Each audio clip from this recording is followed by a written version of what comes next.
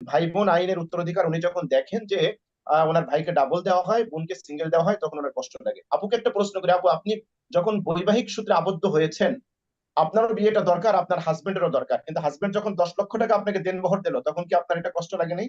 ইসলাম তো নারীদেরকে রাজরানী বানিয়েছে। এখন কোন নারী যদি সে রাজধানী থেকে চলে গিয়ে চাকরানি হতে চায়, সেটা তো তার ব্যক্তিগত ব্যাপার। কেন স্বামী স্ত্রীর ক্ষেত্রে ধর্ষণ শব্দটা ব্যবহার করতে হবে? এই জায়গায় কি অন্য কোনো শব্দ নাই? নারী নির্যাতন হতে পারে, নারী অধিকার ক্ষুণ্ণ হতে পারে। আমাদের নার্গিস বানু আপু তিনি বললেন যে নারী সমাজ প্রতিবাদ করেনি, এটা সঠিক নয়, হয়তো ওনার দৃষ্টিতে পড়েনি। আমি আপনাকে সাইফুল সাগর ভাই, আজকের পেজ দ্য পিপল আপনি অনেক জরিপ করেছেন ইতিপূর্বে। আজকে আপনি একটা জরিপ করেন যে বাংলাদেশের কত পার্সেন্ট নারী এই যে যে নারী কমিশন, সংস্কার কমিশন সুপারিশমালা দিয়েছে এর হুম। পক্ষে আছে, তাহলে আপনি এর ফলাফলটা পেয়ে যাবেন। দ্বিতীয়ত, উনি একটা অধিকারের একটা এক্সাম্পল দিয়েছেন। দেখুন, আপনি একটা মাত্র দিব পাঠ করেছেন, আর দিব আমার নারীর সামগ্রিক। জন্য ভোট দিবে সব পুরুষেরা। সমস্যা তো এটা। আচ্ছা, এক্স্যাক্টলি, আমি একটু আমি বলি, আমি একটু এটাই বলি, ভাবতেছিলাম। আই ওয়াজ আমি একটু থিংকিং সো। বলি, হুম। আমি একটু বলি। তো আমাদের আপু অধিকারের কথা বলেছেন, অধিকারের একটা মাত্র এক্সাম্পল উনি দিয়েছেন। আমরা বলছি সামগ্রিক অধিকার। অধিকারটা কি?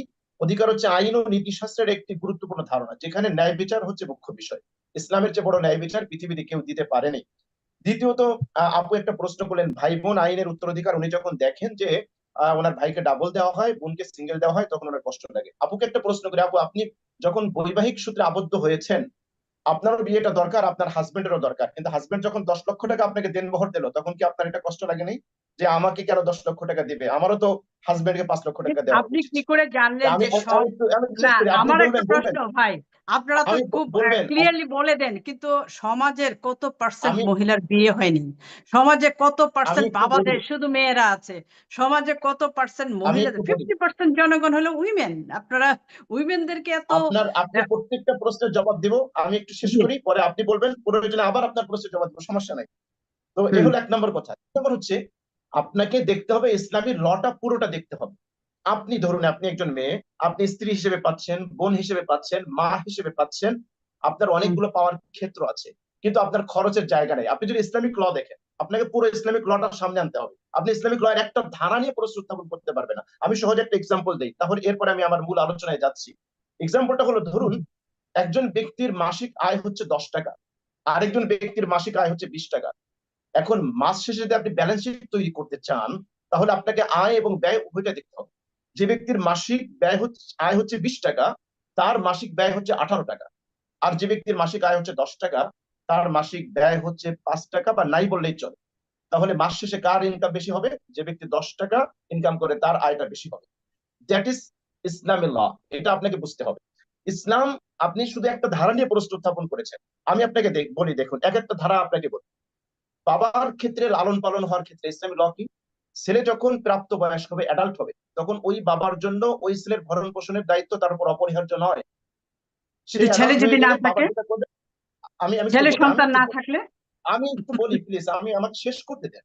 আমাকে জি, শেষ জি, করতে দেন। জি, আপনার বলুন। যত প্রশ্ন আছে, আপনার যত বলুন। প্রশ্ন আছে, আমি জবাব দেবো, কিন্তু আমাকে একটু জি। শেষ করতে দেন। আপনি একটা হুম। একটা করে করেন। তাহলে ধরুন একটা ছেলে আছে, বাবার একটা মেয়ে আছে। তো ছেলেটার ভরণ পোষণ কতক্ষণ পর্যন্ত বাবা দিবে? ছেলে অ্যাডাল্ট হওয়া পর্যন্ত, এটা ইসলামী ল। মেয়ের কতক্ষণ পর্যন্ত ভরণ পোষণ দেবে? এখানে অ্যাডাল্টের কোনো প্রশ্ন নেই। এই মেয়েটা যতক্ষণ না পর্যন্ত স্বামীর ঘরে না যাবে, ততক্ষণ পর্যন্ত বাবা তার ভরণ পোষণ দিতে বাধ্য। তাহলে বাবার কাছ থেকে ভরণ পোষণ পাওয়ার ক্ষেত্রে মেয়ে অগ্রাধিকার পাচ্ছে। দ্বিতীয়, কোনো কারণে যদি এই মেয়েটা তালাক প্রাপ্ত হয়, অথবা স্বামী মারা যায়, সে যদি বাবার কাছে ফিরে আসে, বাবার অ্যাবিলিটি থাকলে মেয়ের ভরণ পোষণ দিতে সে বাধ্য, বাবাকে দিতে হবে। বাবা না থাকলে ইসলামী ল কি? বাবা না থাকলে ইসলামী ল হচ্ছে বড় ভাইকে এই বোনের ভরণ পোষণের দায়িত্ব নিতে হবে।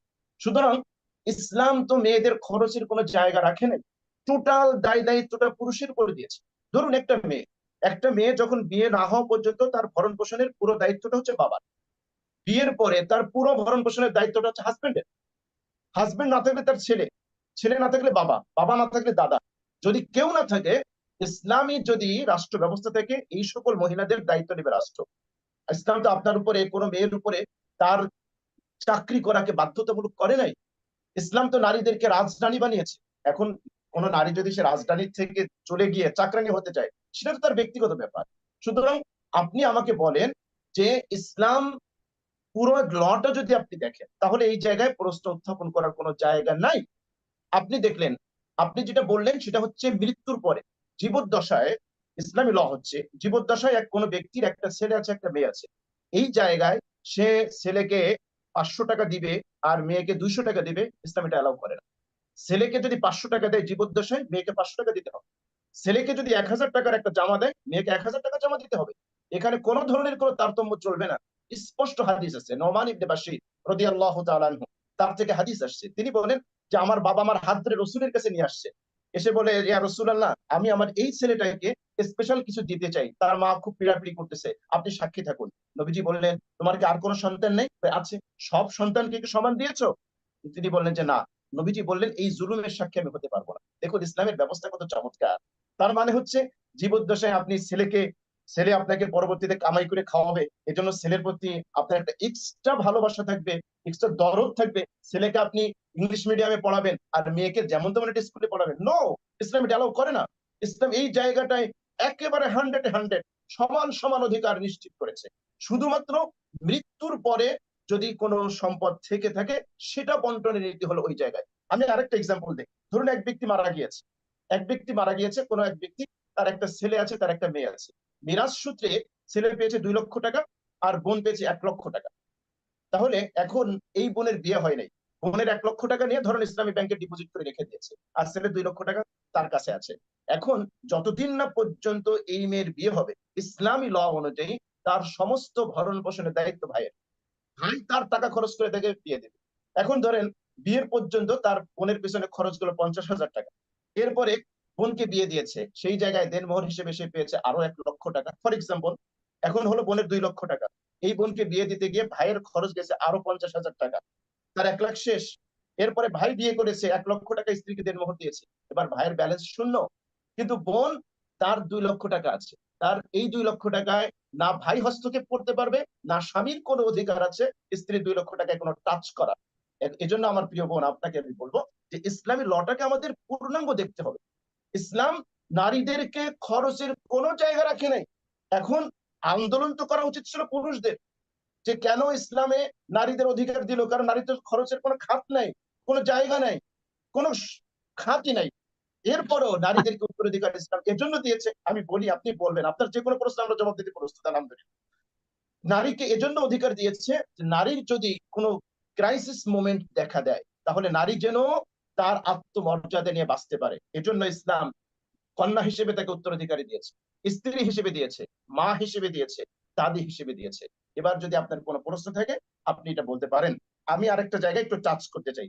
আপনি ধর্ষণের কথা বললেন, কেন স্বামী স্ত্রীর ক্ষেত্রে ধর্ষণ শব্দটা ব্যবহার করতে হবে? এই জায়গায় কি অন্য কোনো শব্দ নাই? নারী নির্যাতন হতে পারে, নারী অধিকার ক্ষুণ্ণ হতে পারে। আপনি তো স্বামী স্ত্রীর একটা মধুময় একটা দাম্পত্য জীবন, সেই জায়গায় যদি ধরে নিলাম যুক্তিতর্কের ক্ষেত্রে হ্যাঁ জোরের কিছু থাকে, কিন্তু সেই জোরের ভিতরে তো কোনো ভালোবাসার একটা দাবি আছে। হ্যাঁ, যদি এমন হয়েই থাকে যে সেখানে পাশবিকতা কিছু আছে, আপনি ধর্ষণ শব্দ কেন এখানে ইউজ করবেন? আপনি নারী নির্যাতন শব্দ ব্যবহার করেন। ধর্ষণ শব্দটার মানে কি? মানে হচ্ছে একটা, ধর্ষণ শব্দটা সামনে আসলেই আমাদের একটা পৈশাচিক চিত্র আমাদের সামনে চলে আসে, একটা জিঘাংসা, একটা নৃশংসতা, একটা পশুত্ব। সেইটাকে আপনি এনে স্বামী স্ত্রীর এই জায়গায় লাগিয়ে দেবেন, এটা কি স্বামী স্ত্রীর দাম্পত্য জীবনকে মজবুত করবে না আরো ঠুনকো করবে, সেটা আমাদের ভাবার বিষয়। পশ্চিমা সমাজ ব্যবস্থায় আপনি দেখেন, আপনি আমাকে অনেস্টলি বলেন তো, আমাদের দেশের যে পারিবারিক প্রথা এখনো যতটা অটুট আছে, আপনি ওয়েস্টার্ন কালচার দেখেছেন, অস্ট্রেলিয়া থেকে, ওইখানের পারিবারিক প্রথা কি এতটা মজবুত আছে? নেই। এটা মিকাইল গর্বাচেভ তিনি তার পুস্তিকা বইতে নিজেই লিখেছেন। আমরা শৈল্পিক বিপ্লবের মাধ্যমে নারীদেরকে ঘর থেকে বের করে আমরা কিছুটা অর্থনৈতিক উন্নতি সাধন করেছি বটে, কিন্তু আমাদের নতুন একটা আন্দোলন করা দরকার, যাতে নারীরা আমাদের পারিবারিক প্রথা আমরা অটুট রাখতে পারি। এর বিনিময়ে আমাদের পারিবারিক প্রথা ভেঙে খান খান হয়ে গিয়েছে। আজকে আপনি ইউরোপ আমেরিকার দিকে দেখেন, যখন একজন নারী বৃদ্ধ হয়ে যায়, তার ঠিকানা কোথায় হয়? আজকে দেখবেন সেখানে আপনার সেখানে ওয়ার্ল্ড কেয়ার, সেখানে বৃদ্ধাশ্রম তৈরি হয়েছে। আজকে আপনি দেখেন তো, হতে পারি আমাদের অর্থনৈতিক অনেক অসচ্ছলতা আছে, কিন্তু তারপরেও আমরা, আমাদের মায়েরা, আমাদের বাবারা যখন বৃদ্ধ হয়, আমরা তো তাদেরকে নিয়ে থাকি। এই কালচারটাকে আপনি তো ডিনাই করতে পারবেন না। কিন্তু ওয়েস্টার্ন কালচার আপনি কি দেখেন, সেখানে অর্থের ছড়াছড়ি আছে বটে, আপনার কিছু কিছু জায়গায় আপনারা সেগুলো এনে সেগুলোকে ব্যবহার এক্সাম্পল হিসেবে তৈরি করতে পারেন না। আপনাকে সামগ্রিক টোটাল লাইফ দেখতে হবে। এই আলোর মধ্যেও যে অন্ধকার আছে, একজন নারী যখন বৃদ্ধ জি হয়, শুধু অর্থই কি তার জীবনে সবকিছু? শুধু অর্থই কি তার জীবনে সবকিছু আনতে পারে? সাগর ভাই, আপনার মনে আছে আমাদের ধানমন্ডিতে নায়ক রিয়াজের বাবা যখন পিস্তল নিয়ে লাইভে এসে আত্মহত্যা করে, আপনার মনে আছে মনে হয়, তিনি যে কথাটা বলেছিলেন যে একজন পুরুষ তার জীবনে যা কামাই করে তার 10% নিজের জন্য করে না, তিনি তার 90% পরিবারের জন্য করে। কিন্তু তিনি আত্মহত্যা কেন করলেন? তার তো অনেক সামাজিক স্ট্যাটাস ছিল, বাড়ি ছিল, অর্থ ছিল, তার জীবনে একটা নিঃসঙ্গতা ছিল, তাকে সঙ্গ দেওয়ার মতো কেউ ছিল না। মেয়ে বিদেশে, ছেলে ছেলে ছেলের মতো, মেয়ে মেয়ের মতো, তাকে সঙ্গ দেবে এটা ছিল না। আজকে আমাদের কালচার, আমাদের ধর্মীয় অনুভূতির জায়গা থেকে আমাদের মা যখন বৃদ্ধ হয়, বাবা